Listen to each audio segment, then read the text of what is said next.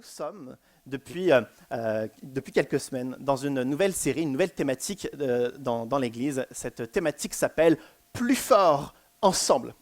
Parce que l'on veut redécouvrir comment Dieu nous appelle à l'unité, comment Dieu nous appelle à chérir nos relations fraternelles. Alors que du début jusqu'à la fin de la Bible, Dieu nous appelle à l'unité. Dieu nous appelle à être ensemble. Ce n'est pas pour rien, c'est parce qu'il s'y dégage une force particulière. Alors que nous sommes ensemble, nous prions ensemble, nous chantons ensemble, nous nous soutenons les uns et les autres, nous sommes équipés et formés ensemble, nous apprenons la vraie vie relationnelle ensemble. Il y a une vitalité particulière alors que nous sommes unis. Et on redécouvre, depuis quelques semaines, jusqu'au mois d'août inclus, on va découvrir et redécouvrir comment est-ce que Dieu nous appelle à l'unité.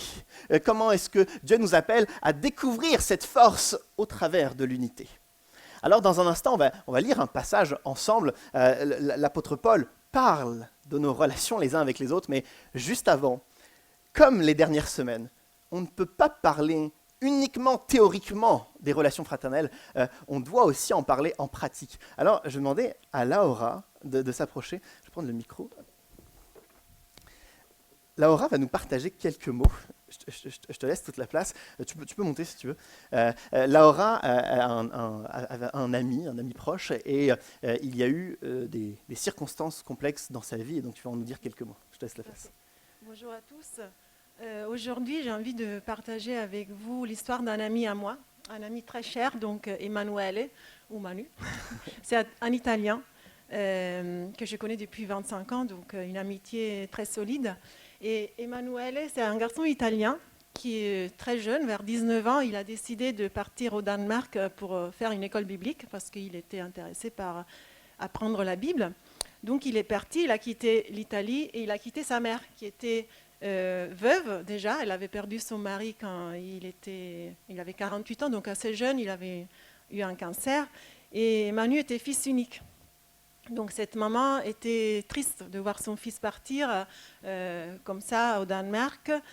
Mais Manu ressentait ce besoin de partir, de se former. Et arrivé au Danemark, donc il a fait son année d'école biblique, il a rencontré une jeune fille allemande, Stéphanie, et il a décidé de se marier avec elle. Donc la maman est restée en Italie toute seule, et l'amertume a commencé à remplir son cœur parce qu'elle se sentait abandonnée. Déjà, son mari était mort, son fils unique partait, et la colère, l'amertume ont commencé à prendre de la place dans son cœur. Je me rappelle que Manu m'appelait, me disait, tu sais, c'est compliqué avec ma maman, elle est fâchée avec moi que je suis partie, etc. Ils ont quand même décidé de se marier. La maman ne voulait pas aller au mariage tellement elle était dans la colère et dans la tristesse. Elle a quand même été convaincue par ses copines, il faut que tu ailles quand même au mariage de ton fils. Elle est partie, mais je me rappelle cette journée, j'étais là, c'était très compliqué, elle était pas bien, elle a fait même une crise d'angoisse pendant la cérémonie, c'était très lourd. Elle est repartie en Italie et là, de plus en plus, elle s'est éloignée de son fils et de sa belle-fille.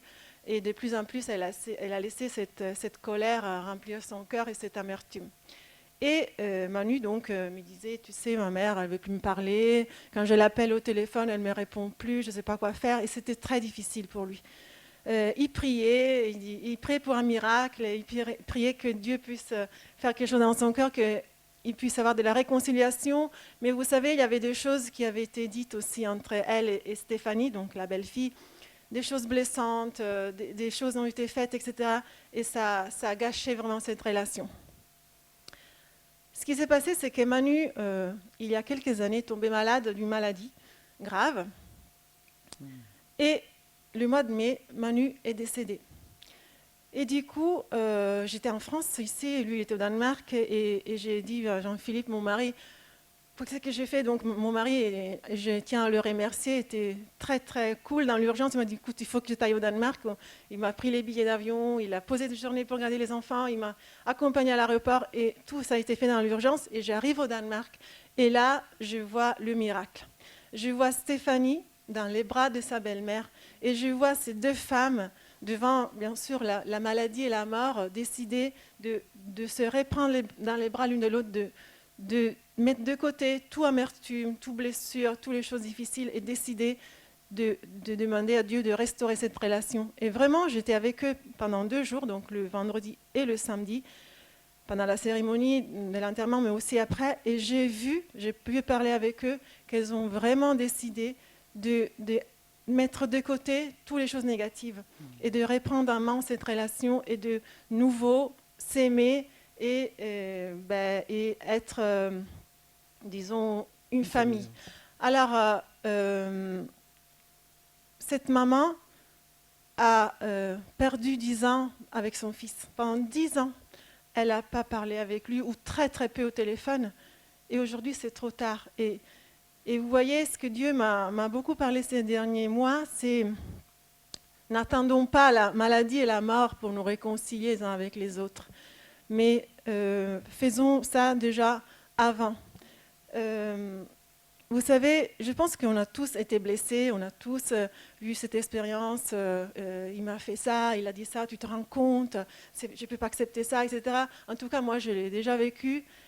Et après, il y a ces paroles qu'on commence à prononcer derrière le dos des gens, et tu te rends compte, il a dit ça de moi, je ne peux pas accepter. Et le potin commence, en fait, sans qu'on s'en rende compte, et ça crée des barrières, des murs, en fait, entre les gens.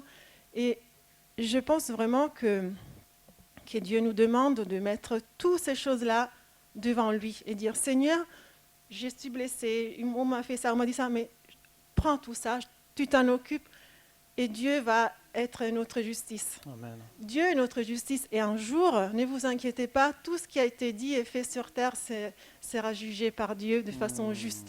Donc, nous n'avons pas besoin de faire notre justice sur terre, nous n'avons pas besoin de nous venger, c'est Dieu s'en occupera. Nous, par contre, on peut vivre dans la liberté, dans la paix. Et je vous laisse pour terminer les mots, les paroles de l'apôtre Paul. Comme tu as dit, les paroles de l'apôtre Paul, ils sont toujours pertinentes aujourd'hui, même si ça date de 2000 ans.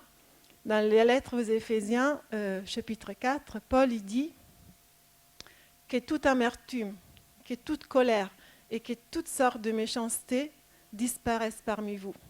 Mais soyez bons les uns avec les autres et pardonnez-vous comme Dieu vous a pardonné en Christ. Amen. Amen. Merci Laura. Le témoignage de Laura est très fort. Et Laura ne le sait pas, mais quand elle me l'a, elle m'en avait dit quelques mots, mais ensuite elle me l'a envoyé par écrit. Et lorsqu'elle me l'a envoyé par écrit, je trouvais qu'il n'était pas beau comme un conte de fées où tout se passe idéalement, mais qu'il a fallu, comme tu l'as dit, attendre 10 ans pour qu'il y ait réconciliation, mais ça aurait dû être fait plus tôt. Et j'ai hésité à que Laura puisse témoigner parce que je ne le trouvais pas comme un conte de fées, et finalement, je crois que c'est un magnifique et pertinent témoignage parce que c'est la vérité. On attend trop longtemps avant de marcher dans la réconciliation. On attend que ça soit trop tard, on attend qu'il y ait des étapes qui soient franchies, on attend qu'il y ait les murmures, on attend qu'il y ait des conséquences lourdes pour quelquefois commencer à se réveiller. Mais Dieu nous appelle à une réconciliation, Dieu nous appelle à des relations fraternelles totalement différentes que juste laisser passer et attendre que l'autre fasse quelque chose. Alors on va découvrir ce matin comment est-ce que l'apôtre Paul, alors qu'il va écrire à une église en particulier, comment il nous appelle à vivre les relations fraternelles les uns avec les autres. C'est notre but ce matin, de redécouvrir comment est-ce qu'ensemble on est censé être unis, comment est-ce qu'ensemble on est censé se réconcilier et marcher dans la même direction. Alors je vous propose ensemble qu'on puisse lire Philippiens. On va lire au chapitre 2, on va lire à partir du verset 25. Voici ce que l'apôtre Paul nous dit. « J'ai cependant estimé nécessaire de vous renvoyer mon frère Épaphrodite, mon collaborateur et mon compagnon de combat, que vous aviez envoyé afin de pourvoir à mes besoins. Il désirait vous revoir tous et se tourmenter parce que vous aviez appris sa maladie. Il a été malade, en effet, tout près de la mort, mais Dieu a eu pitié de lui, et non seulement de lui, mais aussi de moi, afin que je n'ai pas tristesse sur tristesse. Je m'empresse donc de le renvoyer pour que vous puissiez vous réjouir de le revoir, et que je sois moi-même moins triste. Accueillez-le dans le Seigneur avec une joie sans réserve, et ayez de l'estime pour de tels hommes. Amen. » Paul écrit à l'église de Philippe et il fait mention d'un certain Épaphrodite. Épaphrodite qui appartenait à l'église de Philippe, mais qui était auprès de Paul depuis un certain temps. Et Paul écrit ces quelques mots pour dire qu'il va renvoyer Épaphrodite. Mais il ajoute quelques phrases qui nous donnent le contexte de cette relation, et c'est savoureux à comprendre. Épaphrodite fait partie de l'église de Philippe. D'ailleurs, église que l'apôtre Paul a fondée. Et alors que l'église constatait les besoins non répondus de Paul, ils vont envoyer par soutien, par affection fraternelle, ils envoient Épaphrodite pour l'aider. Et une fois que Épaphrodite est là, il a donc tout quitté pour être là à Rome auprès de Paul, malheureusement il tombe malade. Non seulement Paul est triste, mais l'église de Philippe apprend sa maladie et est triste aussi. Il y en a un qui souffre, mais c'est toute l'église qui souffre à Philippe. Finalement, Dieu est bon, Dieu rétablit Épaphrodite, mais Paul, par affection pour Épaphrodite, décide de le renvoyer parce que lui-même a de l'affection pour son Église. Ils s'aiment tous tellement les uns et les autres qu'il renvoie Épaphrodite. Il préfère qu'Épaphrodite ne reste pas pour répondre à ses besoins. Il préfère satisfaire son affection pour l'Église et il le renvoie. Paul dit cependant que lorsque Épaphrodite va arriver, accueillez-le avec une joie sans réserve. Honorez-le. En effet, il a fait une œuvre, un travail particulier, donc honorez-le. Il y a, au travers des relations qui sont décrites entre Paul, Épaphrodite et l'église de Philippe, sont des relations qui sont idéales. Ces relations m'inspirent et ces relations étaient une source d'inspiration, je suis sûr, pour toute la région parce que la lettre de Paul aux Philippiens n'était pas que pour l'église de Philippe, elle était pour toutes les églises, elle était diffusée, elle était partagée pour toutes les églises de la région et toutes les églises de la région allaient apprendre qu'il existe à leur époque, des Épaphrodites, des personnes qui sont aimées et qui aiment, des personnes qui sont soutenues et qui soutiennent, des personnes qui pleurent avec ceux qui pleurent et qui se réjouissent avec ceux qui se réjouissent. Et c'était, évidemment, à cette époque, une source d'inspiration parce que leur époque n'a pas de différence avec la nôtre. Où est-ce que l'on voit des personnes qui vont pleurer avec nous lorsqu'on pleure ? Où est-ce que l'on va voir des personnes qui vont nous soutenir alors qu'on a besoin d'aide ? Où est-ce qu'on va voir des personnes qui vont se réjouir avec nous dans les bons moments? Où est-ce qu'on va voir des frères et des sœurs qui vont nous accompagner partout? C'était aussi rare à cette époque qu'à la nôtre. Et alors Paul souligne qu'il existe aujourd'hui des Épaphrodite. Certains d'entre nous, on fréquente les églises depuis des années, voire même des décennies, et on a choisi de ne plus faire confiance parce qu'on a été déçus, parce qu'on a été blessé, parce qu'il y a eu des attitudes, il y a eu des choses qui ont été dites, qui ont été faites, et aujourd'hui, on ne veut plus faire confiance à un frère ou une sœur dans la foi, mais on garde notre pudeur, on garde notre distance. Pire, quelquefois, on estime que l'Église n'a plus de légitimité parce qu'elle est entachée. Mais l'apôtre Paul, autant il a réveillé les églises de la région il y a 2000 ans, autant il veut nous réveiller pour nous dire qu'il existe aujourd'hui aussi des Épaphrodites. Et on peut devenir ces Épaphrodites, on peut vivre les relations fraternelles. Ça existe, c'est possible. On n'est pas obligé de garder toute notre vie, notre pudeur, mais on peut intégrer les relations fraternelles de l'Assemblée et découvrir comment les uns et les autres on est capable de se soutenir. C'est possible et c'est le message que Paul transmet. Mais il y a un Épaphrodite. Il n'y en a pas des dizaines et des dizaines. Paul parle certes d'Épaphrodite, mais il va parler aussi de d'autres personnes. Un peu plus loin, les versets s'enchaînent, les paragraphes s'enchaînent, et voici ce que Paul dit, on va passer à la prochaine diapo. Toujours dans Philippiens, Paul va dire « J'encourage Évodie et Syntyche à vivre en plein accord dans le Seigneur. Toi aussi, mon fidèle collègue, je te demande de les aider.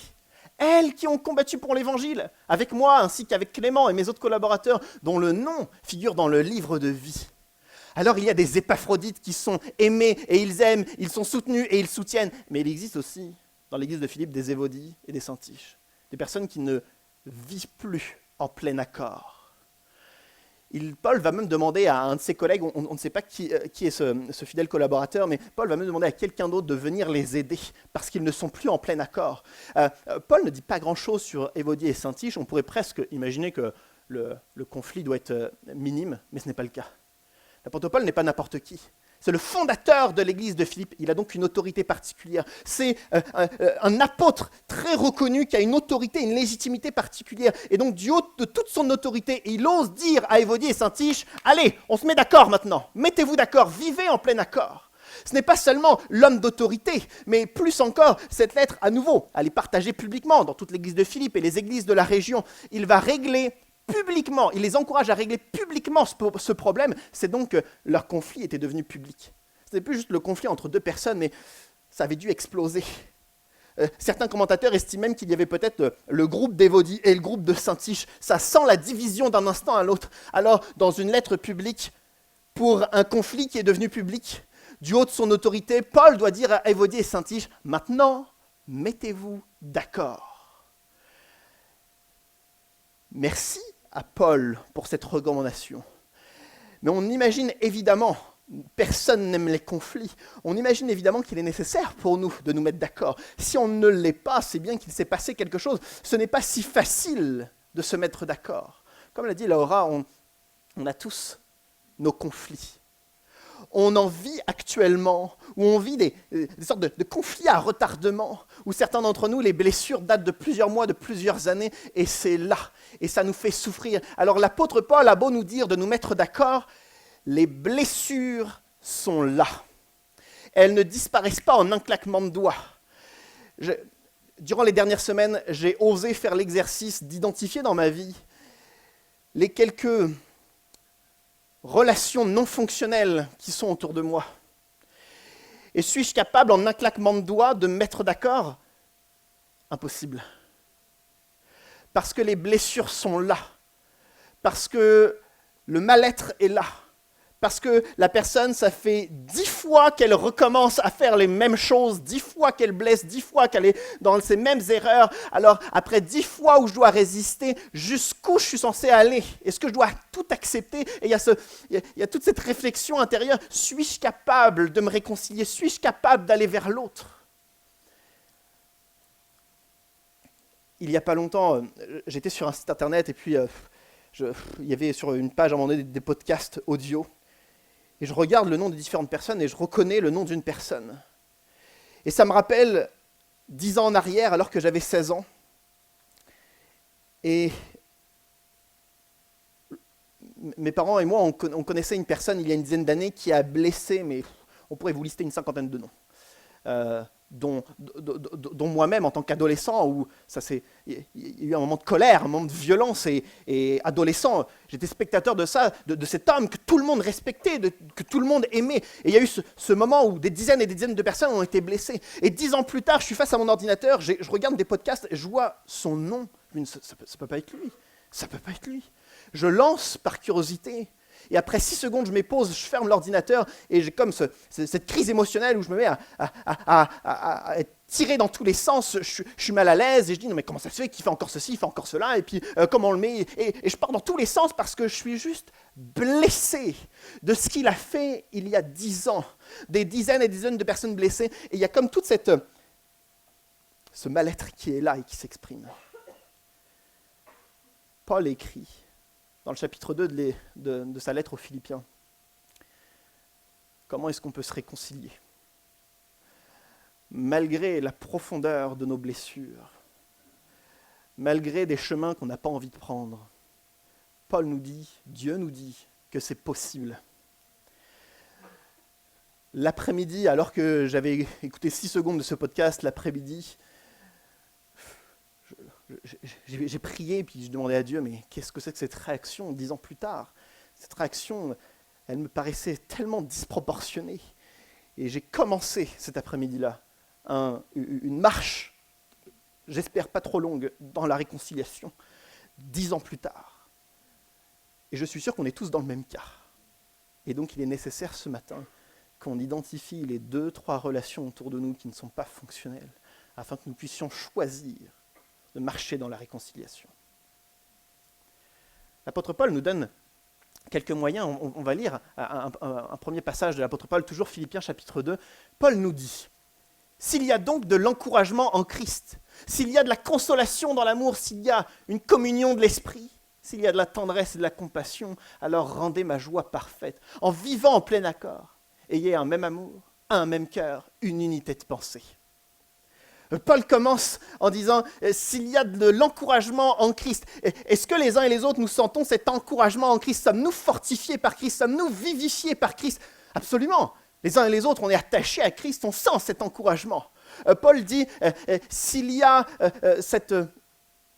la consolation dans l'amour, est-ce que nous sentons l'amour du Père nous consoler, nous réconforter, nous pardonner, nous restaurer ? Absolument, ça fait partie de notre conversion et ça fait partie de notre cheminement que de recevoir et profiter de cet amour du Père. S'il y a de la communion dans l'esprit, évidemment, alors qu'on s'attache à Dieu, on découvre l'action du Saint-Esprit qui nous inspire, qui nous équipe, qui nous donne le fruit de l'esprit, les dons de l'esprit. Évidemment que les uns et les autres, nous nous accrochons à Dieu l'Esprit. s'il y a de la tendresse et de la compassion, cette compassion pour notre prochain, pour nos frères et sœurs, et ceux de l'extérieur qui souffrent, qui passent par un moment délicat, cette compassion pour notre prochain. Et Paul nous dit, si toutes ces raisons sont vraies, alors rendez ma joie parfaite en vivant en plein accord. Selon Paul, si tout ça est juste, alors nous sommes censés être unis. Si les uns et les autres, on est au bénéfice effectivement du Père, du Fils, de l'Esprit, si on est mu par cette compassion pour les autres, alors on est nécessairement unis, on est nécessairement dépendant du même Dieu, nécessairement dans la même direction. Notre nature chrétienne que d'être dépendant de Christ, puisque nous avons tous cette même nature, on est censé alors être unis. Cependant, si toutefois, nous ne marchons pas dans cette unité, si nous ne marchons pas dans la réconciliation lorsqu'un conflit apparaît, comment puis-je dire que j'ai de la compassion pour mon prochain si je demeure en conflit avec mon frère ? Comment puis-je dire que je suis en communion avec l'Esprit qui m'inspire, qui me transforme, alors que je suis en conflit avec mon frère ? Comment puis-je dire que l'amour du Père est une source de consolation pour moi si je suis en conflit avec mon frère ? Comment puis-je dire que Christ m'encourage et me fortifie jour après jour si je suis en conflit avec mon frère ? Toutes les fois où nous ne marchons pas en direction de l'unité et de la réconciliation, nous manquons le cadeau de Dieu, l'accompagnement de Dieu. Nous manquons la présence de Dieu, alors que Dieu, le Père, le Fils et l'Esprit, il y a quelque chose à nous offrir, un encouragement, une consolation, un équipement particulier, mais nous ne l'utilisons pas si nous ne choisissons pas de marcher dans cette réconciliation. C'est une étape à franchir, c'est nécessaire d'y accéder. De toute manière, on le voit, au-delà même du contenu biblique, on le voit dans la vie des uns et des autres autour de nous. On le voit quand, dans certaines familles, il y a un conflit, toute la famille est paralysée.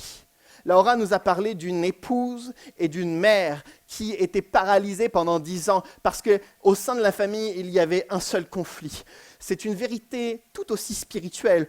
Tant que nous ne marchons pas vers la réconciliation, il y a une étape qu'on ne peut pas franchir. Il y a une réception des bénédictions et des promesses de Dieu que nous ne pouvons pas recevoir. Il y a quelque chose qui manque. Et Dieu ne nous offrira pas plus tant que nous ne marchons pas dans la réconciliation. Paul d'ailleurs ajoute, on l'a lu il y a un instant, ayez un même amour, ayez un même cœur, ayez une unité de pensée. La pensée, le cœur, l'amour, c'est ce qui constitue notre être intérieur. Et c'est étonnant parce qu'on aurait pu imaginer que Paul aurait ajouté, ayez une même gestuelle, ayez des mêmes paroles, ayez les mêmes activités, regardez les mêmes choses, aimez les mêmes choses et n'aimez pas les mêmes choses. Non, Paul ne nous appelle pas, Paul inspiré par Dieu, ne nous appelle pas à l'uniformité, mais à l'unité.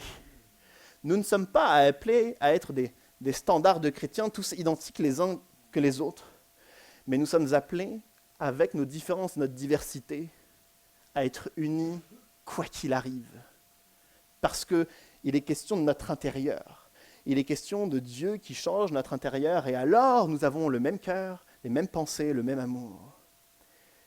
Quelquefois, en mélangeant unité et uniformité, on estime que l'issue de notre réconciliation, ce soit que l'autre fasse comme moi, qu'il dise comme moi, qu'il aime les mêmes activités que moi, qu'il soit habillé comme moi, qu'il aille au même endroit que moi, qu'il ait la même vie professionnelle que moi.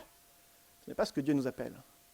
Dieu ne nous appelle pas à l'uniformité et nous ne pouvons pas estimer que la solution de la réconciliation, ce soit l'uniformité.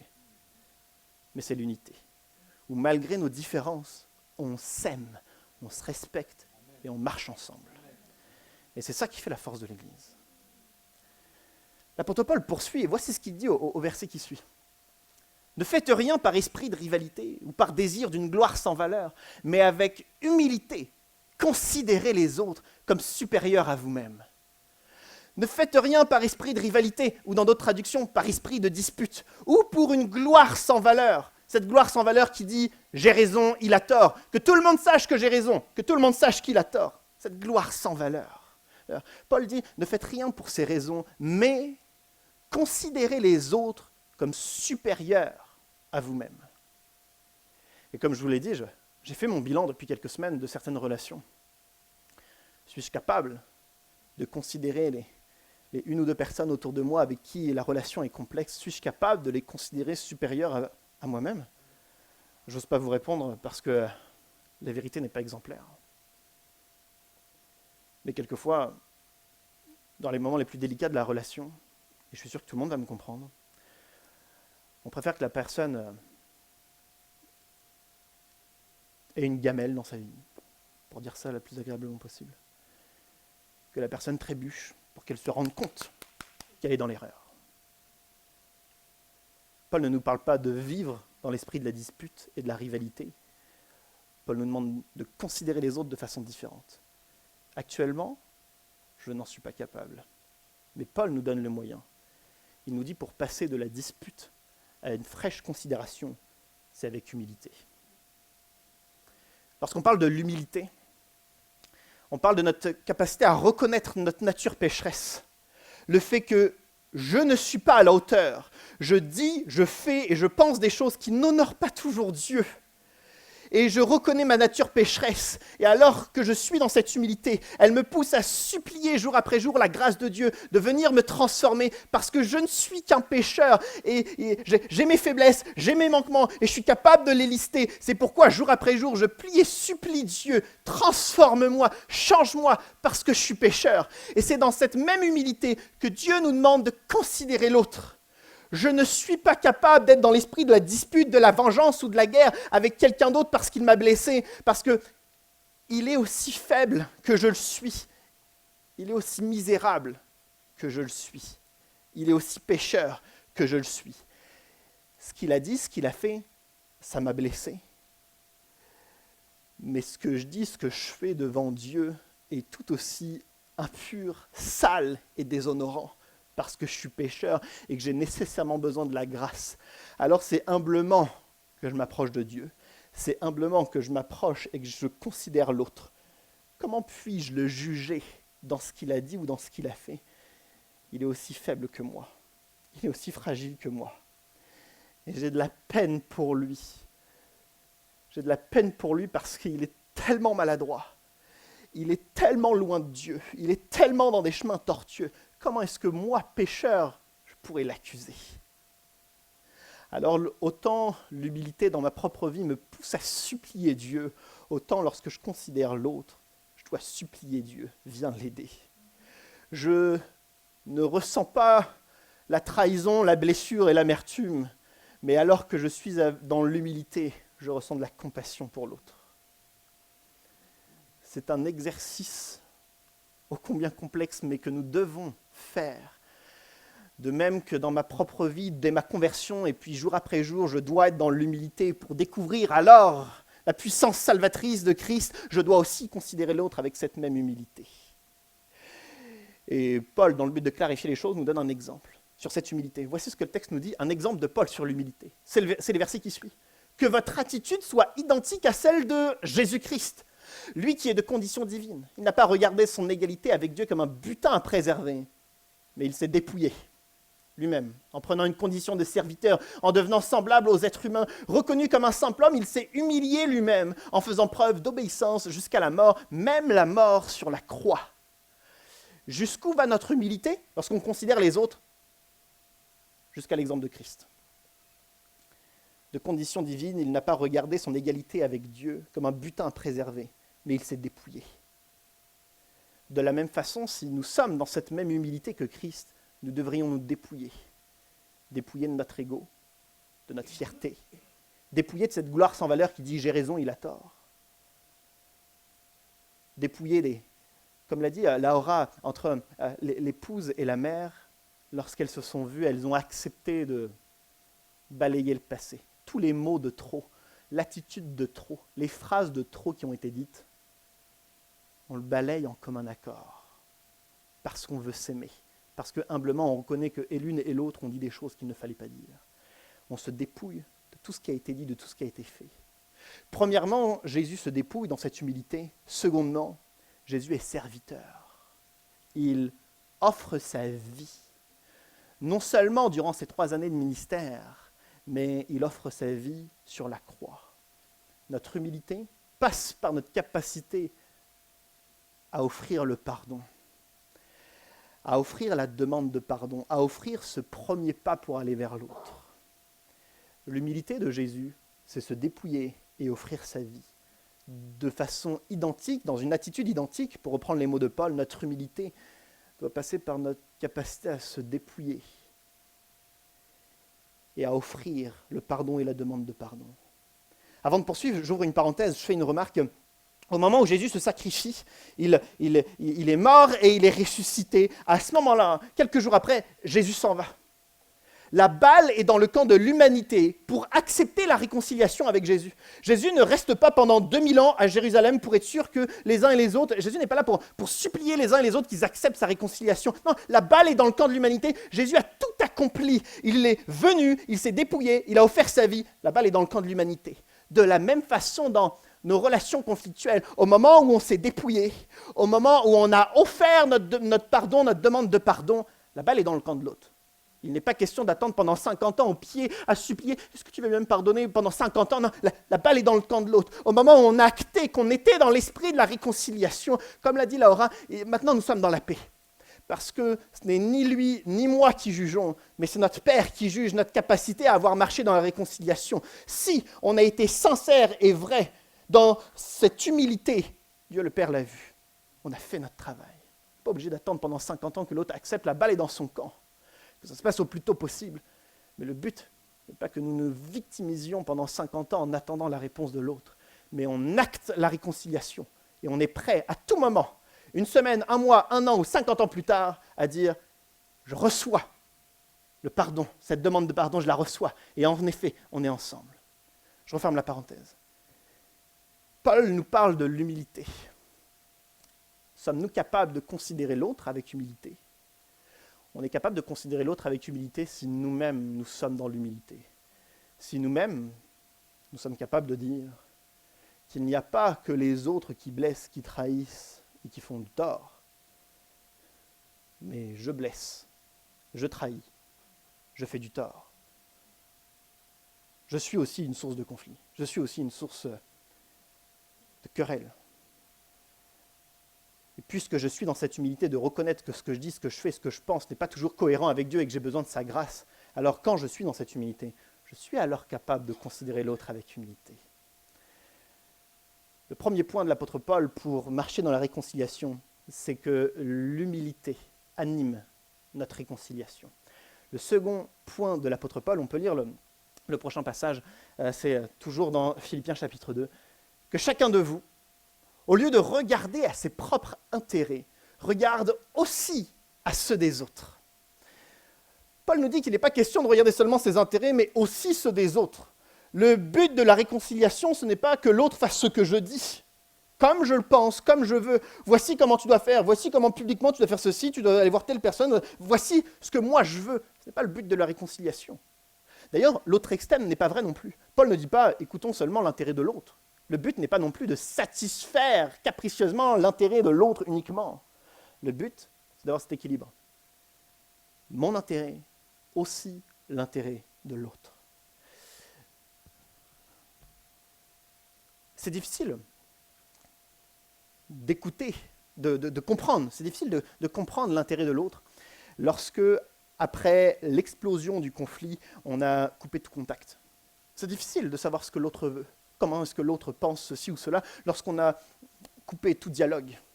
C'est difficile d'essayer de créer, de marcher dans la réconciliation lorsque ça fait des semaines, des mois, des années qu'on ne parle plus à l'autre. On ne sait pas ce qu'elle pense, on ne sait pas ce qu'elle veut, on ne connaît pas son état d'esprit, on ne connaît rien. Alors, merci à Paul de nous dire, de nous rappeler que le dialogue ne doit pas être rompu ou doit être renoué pour pouvoir un jour espérer marcher dans la réconciliation. Pour connaître l'intérêt de l'autre, encore faut-il garder le contact avec l'autre. C'est difficile,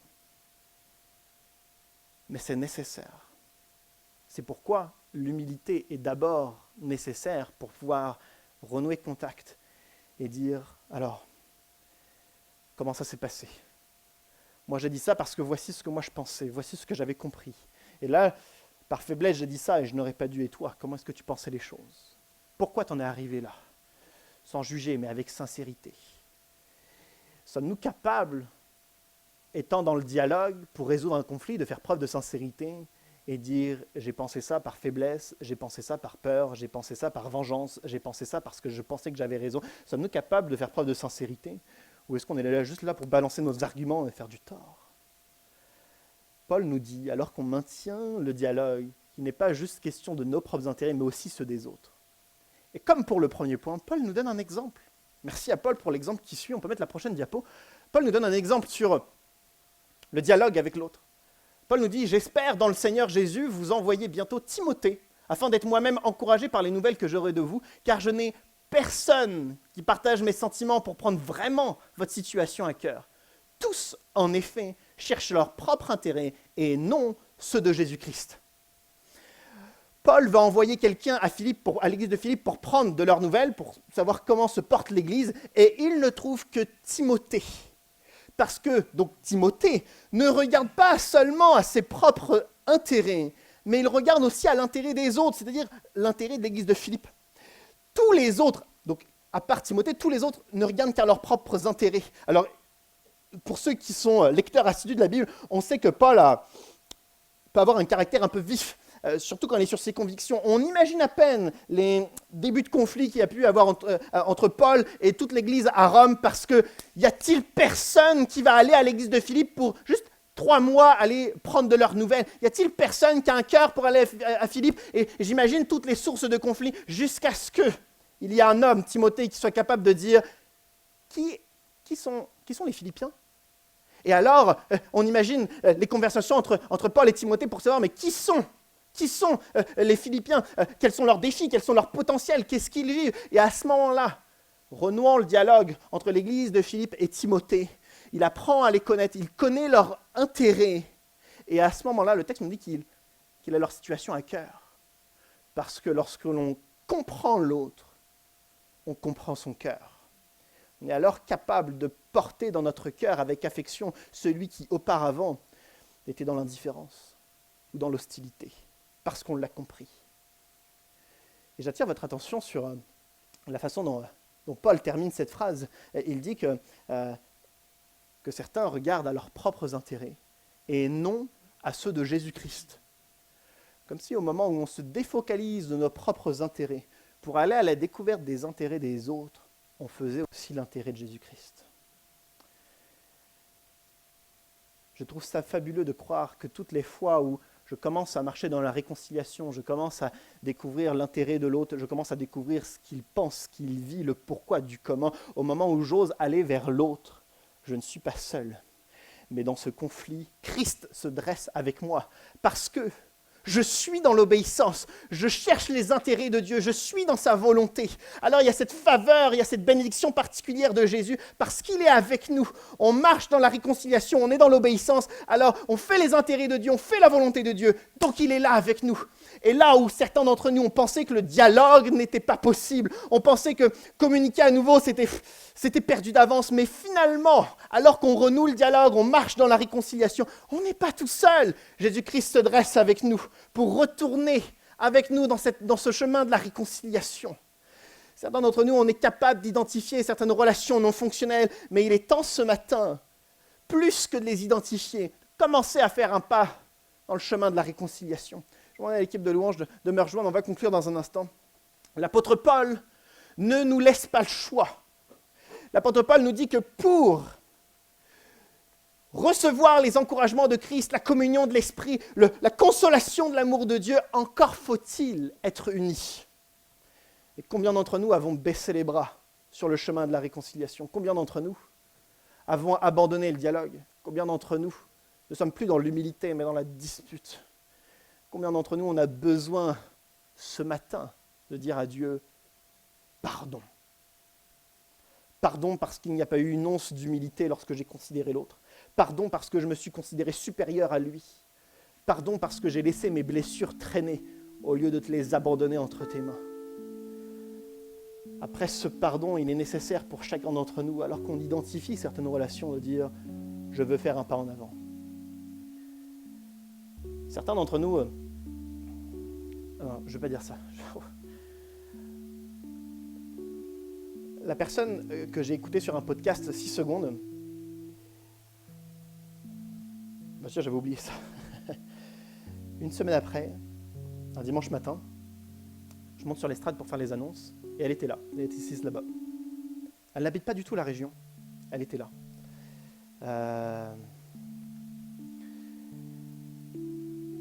Je crois me souvenir quelle fierté j'avais, parce que j'étais pas dans la rancœur, Amen. comme une semaine plus tôt. Et je n'étais pas gêné, mais j'étais fier qu'il soit là. À la fin du culte, c'était pas moi qui prêchais, et à la fin du culte, je me suis empressé d'aller le voir. On a parlé 5-10 minutes de vie professionnelle, avec calme, avec respect, sans qu'il mentionne quoi que ce soit, et sans que, au fond de moi, j'ai un désir de je ne sais quoi. Et il a blessé des dizaines et des dizaines de personnes. Je n'en fais plus partie. Et ça a été pour moi, c'était il y a 2-3 mois qu'il était là, ça fait pour moi partie des moments clés où j'accepte une semaine avant de marcher dans la réconciliation, et le hasard le plus scandaleux, il est là la semaine d'après à l'église alors qu'il n'habite pas du tout la région. Et c'est comme un moment d'épreuve, à savoir, j'ai vraiment commencé à marcher dans la réconciliation ou pas vraiment? Je suis vraiment en train de le considérer avec humilité? Ou est-ce qu'il y a encore le désir de dispute, l'esprit de vengeance? Est-ce que vraiment j'ai choisi de ne pas écouter mes intérêts, mais d'écouter les intérêts de Christ dans cette situation? Et ce moment du dimanche matin, c'est un moment pivot. Si ce matin on choisit de commencer à marcher dans la réconciliation, dans les prochains jours et les prochaines semaines, vous allez avoir des moments pivots. À savoir, est-ce que vraiment vous voulez marcher dans la réconciliation? Est-ce que vraiment vous voulez renouer le dialogue? Je ne suis pas du tout prophète là, mais voici votre prochain pivot. Ça va être quand l'autre va vous ignorer, quand l'autre va vous rappeler que finalement c'est vous qui avez tort. Est-ce que vous allez quand même persévérer? C'est l'occasion pour nous tous ce matin de demander l'impossible à Dieu. Parce que je ne sais pas à quoi ressemblent vos conflits, mais certains de mes conflits ou conflits passés ressemblent à des situations impossibles. Ben, nous avons le Dieu de l'impossible. Alors on va lui remettre entre ses mains, chacun de nos conflits. Je vous propose de vous lever, on va courber nos têtes, on se met debout pour l'engagement, pour l'enthousiasme dans cette décision. On baisse nos têtes pour le moment d'intimité et ce moment solennel. Notre Père, nous nous abandonnons entre tes mains. Et nous voulons reconnaître premièrement que nous sommes